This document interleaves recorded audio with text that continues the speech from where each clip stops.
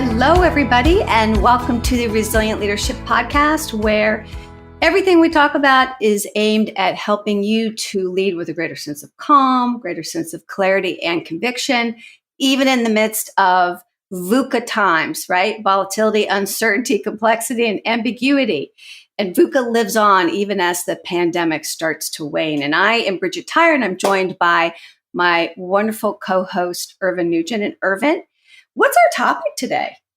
Well, good to be here, Bridgette. And I love this topic. We are talking about finding your leadership voice. So, listeners, if you have ever struggled to express yourself in a confident manner or to be bolder in how you show up, then this is an episode especially for you.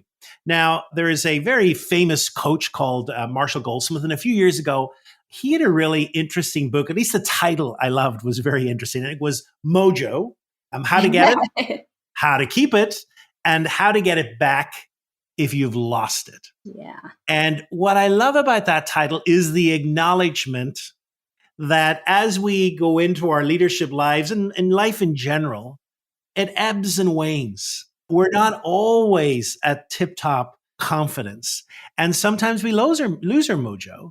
And I think that's really important to realize. And so we're going to talk about that, about what happens when we lose it and how might we gain it back and make sure that we are having, the greatest influence possible with those that we work with. So Bridgette, maybe segueing from the title of that book, was there ever a time in your life where you found kind of your footing not so sound as a leader, or perhaps you lost a little bit of your mojo? Yes, indeed. I would like to say it only happened once, but over a career spanning 23 plus years, there were a couple of times along the way when I could tell my voice wasn't as strong. It wasn't as persuasive. It wasn't as influential. And you know what? The first example that comes to mind is kind of interesting because I didn't even get to use my voice.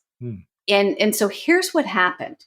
So I was at this coaching conference, right? I was so excited to go, flew across the country, joined my fellow coaches, and it was day one.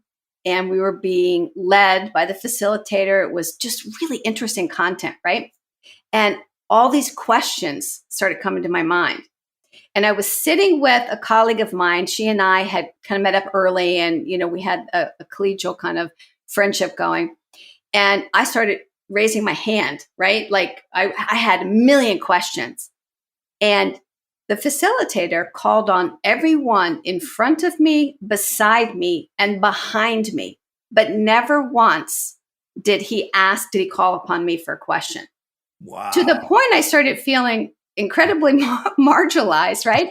And my colleague next to me was like poking me, what's going on? Yeah. And this actually took place the whole day. Yeah. So I had a conversation with, my colleague, and she's like, Bridgette, you're not imagining it. I don't know what's going on, but he looked right at you and then called on everybody beside you. Yeah. So I gathered my courage and I went up and asked him at the end of the day. I said, hey, I'm loving this conference. Great information, great content, Can I ask you an honest question? He goes, sure. And I said, I raised my hand probably 5 or 6 times today. And I'm just curious. I noticed that you never called upon me, and yet lots of people around me, you didn't. Any thoughts? And he paused and he goes, He goes, well, first of all, I wasn't aware of that. And he goes, but all right, if I had to guess as to why that might have been, I'm thinking it's because you didn't hold your hand up with assertiveness and confidence. There was like a hesitancy in it. And I pick on people who look like they're ready to poise the question clearly and well. And I guess at some level, I didn't see that in you. And I was really taken aback. Yeah. And only later, when I actually asked him and I hired him to be a coach, did he then help me to see that my leadership voice, not only non-verbally, didn't have at that moment the gravitas that I wanted, but also when I spoke, my voice was in an upper register. It had kind of a higher, thinner quality to it. And it was in part because I wasn't breathing and centering from my diaphragm, from my stomach. Yeah. Yeah. Yeah. So that was sort of the very first thought that came to my mind. I didn't even get to speak, but our voice is more than just the literal words, right? Yeah. Yeah. What about you? Like, and that really knocked me off initially, right? What Yeah. about you? Did you ever time when, I don't know, when your voice felt muted? Yeah. So the one of the examples that comes to me is I was taking over as CEO of a large nonprofit agency, and I got into the position, and I knew there were a few issues, but boy, like in that first month, you talk about the proverbial everything that had been swept underneath the rug started coming up. And I kind of like started to doubt myself. I started to doubt like didn't I ask good questions? I thought I'd ask questions. Didn't Was I deceived? Was I not? And I there was a lot of self blame. And I remember I was preparing for the first board meeting. The previous interaction with the board had been fantastic. They were excited to hire me. Things were going well. And I walk into the room, and it was almost as if I had self imposed the burden of the world on myself. That Wow. basically this organization that had issues for many years, I was blaming myself. And it was, when we get down to have a conversation, it was this experience that I muted myself, that I felt very uncomfortable speaking. I could just feel Mm. that there was a boulder in front of me, and I didn't know what to say, and the confidence just left me. Yeah. And the meeting went on for about an hour and a half, and I said very little, very little. And it was, and I came out and I said, wow, that I really talk about losing your voice. I kind of really lost my voice. And Mm. it took me a while to get over it. And actually the CEO, who was a wonderful professional, sat me down and said, look, this is ridiculous. You're not to blame for this, and you've got some great ideas, etc. So it was almost they Yeah. talked me out of myself losing my voice. Yeah, what a great example. I mean, let's face it, leadership is not for the faint of heart, and it is a Yes. humbling profession, right? So, just thinking for the people listening, I hope our examples kind of give you, I don't know, hope that if you or somebody is sort of in a spot where you feel like your voice is not what you want it to be, that there's a way to get through that, right? Yeah. And that's what we're going to talk about. So let's start to unpack it. I think these examples actually, point us in the right direction. So kind of the first thing I think is so important to remember, that if we want to find our leadership voice, it has got to be a whole body experience. It's got to involve the entire self. We don't just speak from the neck up. And so, can we pay attention to the shape, the posture, the mood, everything, right, that our bodies are telegraphing, and how that is either helping or hindering our voice, Mhm. to come out with confidence and to come out with clarity and authenticity? I'm thinking of the example I shared early on. When he started coaching me, he helped me to realize that I did not hold myself literally in a posture that facilitated a rich, deep voice that commanded attention. Mm. And the good news was he showed me how to change that. And it was really about lengthening my spine and breathing from my belly and finding my feet, you Mm. know? Yeah. Yeah. In your example, Irvin, did you feel like the weight that you were bearing had also shaped your body?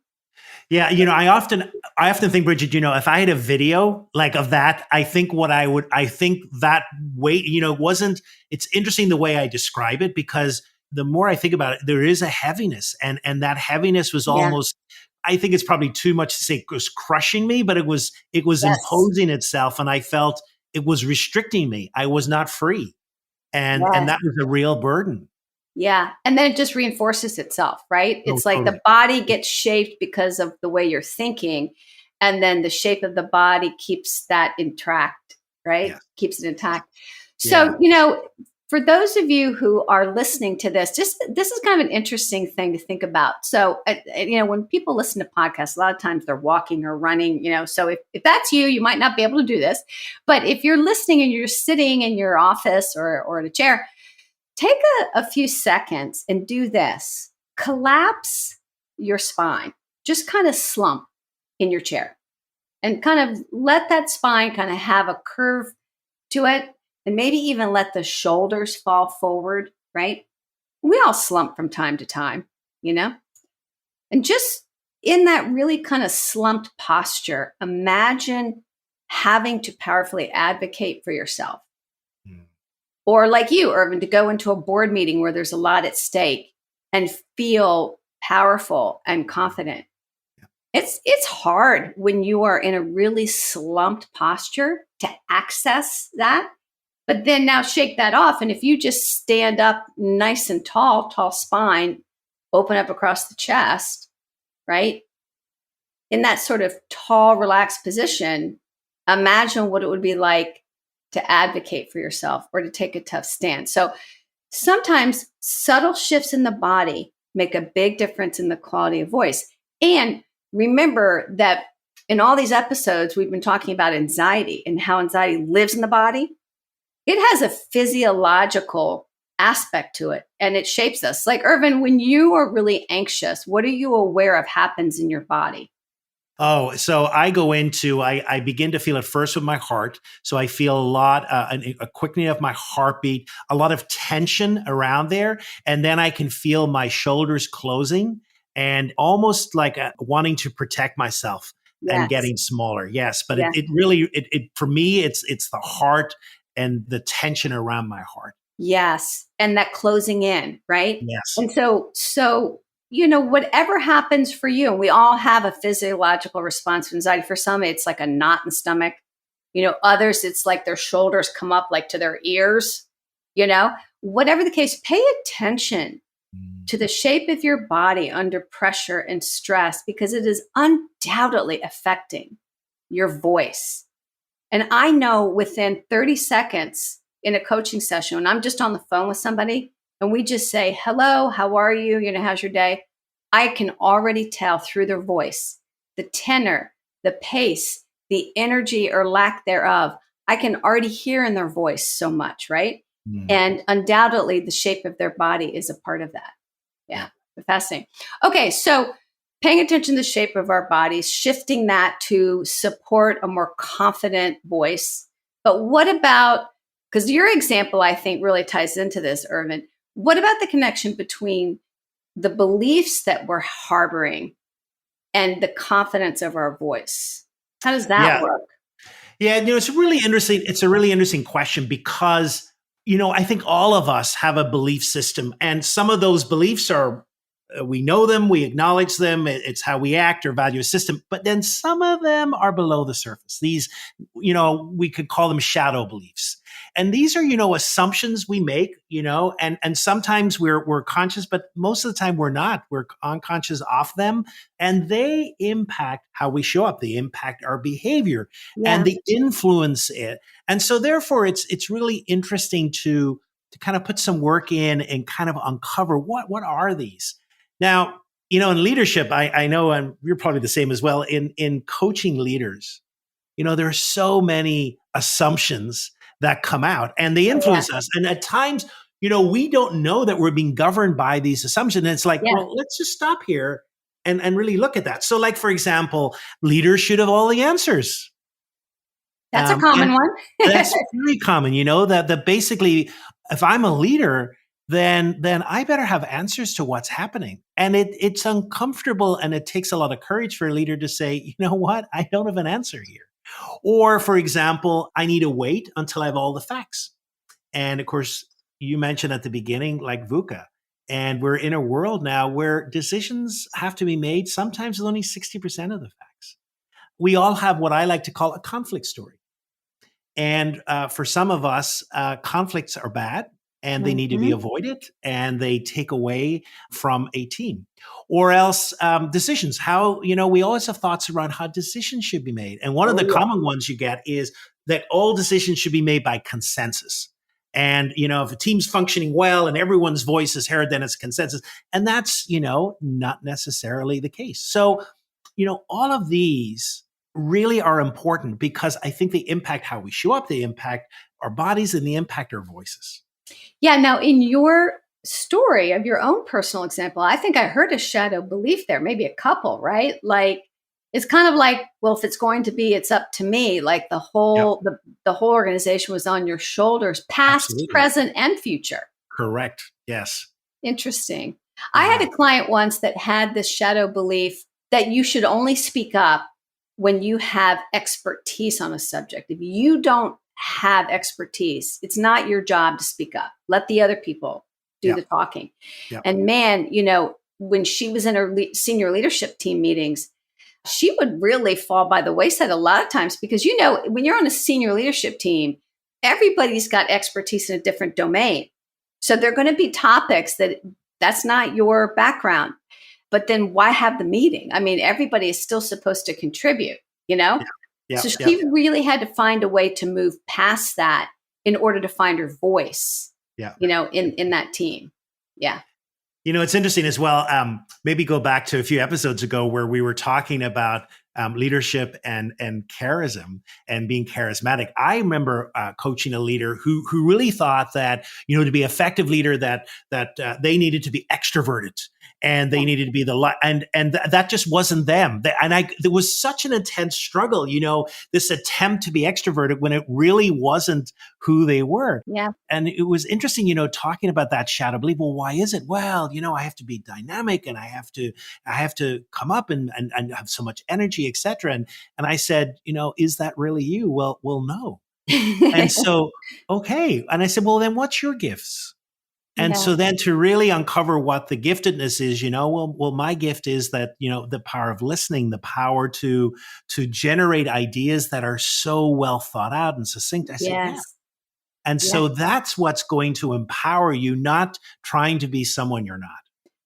Oh, for sure. You can never find your voice when you're trying to mimic somebody else, right? You Yeah. got to be the real deal to truly find your voice. Yeah. And that was kind of like the client I was just talking about. She had gifts of curiosity and listening, deep listening, discernment, asking great questions. And really, I kind of helped her discover that a way she could find her voice was to ask the group really good questions. Even, she didn't have expertise, but she had curiosity and she had discernment. So help the group, think together better. But, I want to go back to something, Irvin, because, you always do a lot of reading around the neuroscience. And so we're talking about the connection between the shape of our body and the quality of our leadership voice and our beliefs and our voice. What's the neuroscience around the body, the posture, and finding our voice and speaking confidently? It's really interesting. There's a couple of things that strike me. Number one, and we've talked about this before, as human beings, we are made to survive. And we have amazing mechanisms that come into action before we even think about them. And part of that, of course, is our bodies. Our bodies are made to protect ourselves. So one of the things is when we feel threat, when we feel anxious or fearful, then we will protect ourselves. And we are the only mammal that exposes their organs. So here we are standing tall and we've got our heart and all of it sitting out there. And so one of the things that happens when we feel unsafe, then we begin to close and cover that. So it's an instinctual protection. And of course, this begins to impact the quality of our voice because we know there are two ingredients that make really powerful voices. One is, and you've referred to it a number of times, one is breath. So where are we breathing for? At times, I find when I'm under stress, I don't know if you're the same, is that I find my breath is up here. It becomes a little more throaty and chesty, and it's not really down in my diaphragm. Right. And then the second thing is then that breath is reverberating in space and in our bodies. And so if our bodies are closed, we've got shallow breathing, which really is reverberating against less space, and it impacts the quality of our voice. Yes. So all of that, of course, now you could say through evolution that we're under attack. One of the other things that happens is that saliva is drained from our throat. And you think about it, if you're under attack, but the last thing you need is to be like shouting out loud and telling people I'm here. It's really shh. And so it's everything is coordinated to make us feel smaller and to reduce our voice. That And is then so when we, interesting. yeah, and then the opposite is when we feel more powerful, when we feel that the environment is for us, then we tend to expand our bodies. We take up more space. Right. I found some great research a while back from two psychologists from Stanford University, Gilroy and Gruenfeld. And what they were talking about, even our voice begins to take up more space. And I thought, oh, what? That's such an interesting Yeah. idea. So like, just as our bodies take up more voice, then leaders who feel more powerful actually speak slower, and even at the risk of being interrupted by others, that they're slower. But part of that is it's okay. I don't fear being interrupted That's because I right. fear powerful. So, Yes. people who speak slower and the quality of their voice as well was more powerful.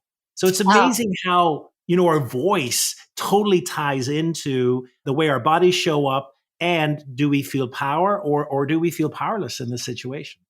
it's like our voice is a lagging indicator of our bodily state, right? Yes. Yep. And so, again, one of the simplest ways to regain our voice is by Yep. shifting the body. Yep. Open up your posture, Yes. open up your chest, sit up tall, right? Feel your legs, and breathe deeply, Yep. because that changes the physiology. And that physiology will, we can't change the rules of the way our bodies work. That physiology will affect the timbre and the tone and the quality of the voice, and just the confidence from which we speak. And at the Yep. end of the day, I think the people who are listening to this, when they saw the title of Find Your Leadership Voice, it's about finding that mojo again, like you said at the beginning, Yeah. right? That Yep. mojo. Okay, so I think there's another really important building block here. So we've talked about the shape of our bodies affects our voice, the shadow beliefs that we harbor affect our voice, but also the degree to which we're really connected to our greatest strengths and what we deeply care about. And we've talked about that on other episodes, but I don't think we can mention it enough that, we're working so fast and so furiously, and we have so many demands on our time that we always are at risk of losing connection with who we really are and what we care most about. Yeah. And we speak most powerfully when we Yeah. come from that, right? Yeah. Yeah. Yeah. There's a sense of almost like a sense of passion, kind of like, when we're connected to our deepest values, Yes. kind of nowadays, we get a lot of talk around integrity and authenticity. There is authenticity 101. It's really focusing in on that which Yeah. we value the most. Yeah. So, Irvin, what is something that you care deeply and passionately about? I care deeply and passionately about, I think, helping or being fair to people, and people's rights being respected. Mm. When people's rights are violated, or people are ignored, it really impacts me. Mm. It's interesting. Just as I listened to you, what I noticed is that your voice, it became a little quieter in a way that caused me to want to lean in, Yeah. and you talked a little bit more slowly. Yeah. And it kind of reminded me of what you were saying earlier, that when we are speaking from a place of confidence, we're not rushing our words. We're not shouting at people, Yeah. right? There's a space that we're taking up that causes or invites others to lean in. Yeah. Yeah, that's really neat.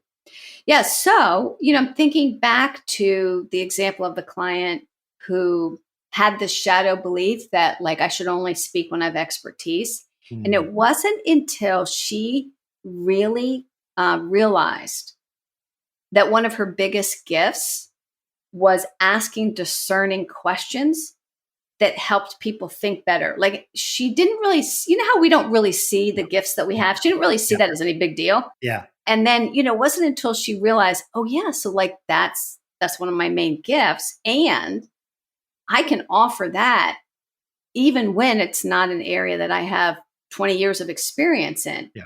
Yeah. And once you got connected to that and to the value of Mm. wanting to truly help her colleagues, truly Yeah. collaborate, I think that that is what allowed her to move forward and find her voice. Mm. It's a journey that we take, we get to the other side.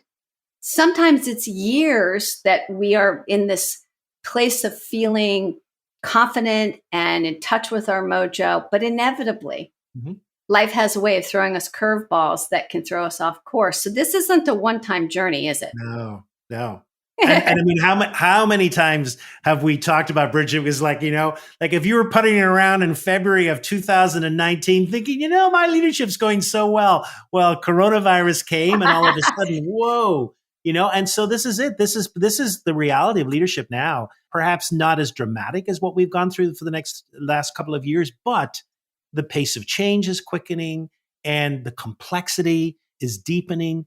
And what's required of us sometimes is new ways of thinking. And we will feel uncomfortable at times and perhaps lose our voice. Yeah. So it's kind of like this process of finding our footing, then losing our footing, then finding our footing again, then losing our footing, but doing that maybe more quickly, right? Because we know when we lose our footing, we know it's a natural part of the process and we have ways to regain it. Yeah. Yes. Okay. So we always want to leave listeners with a core practice. So what's a core practice for folks?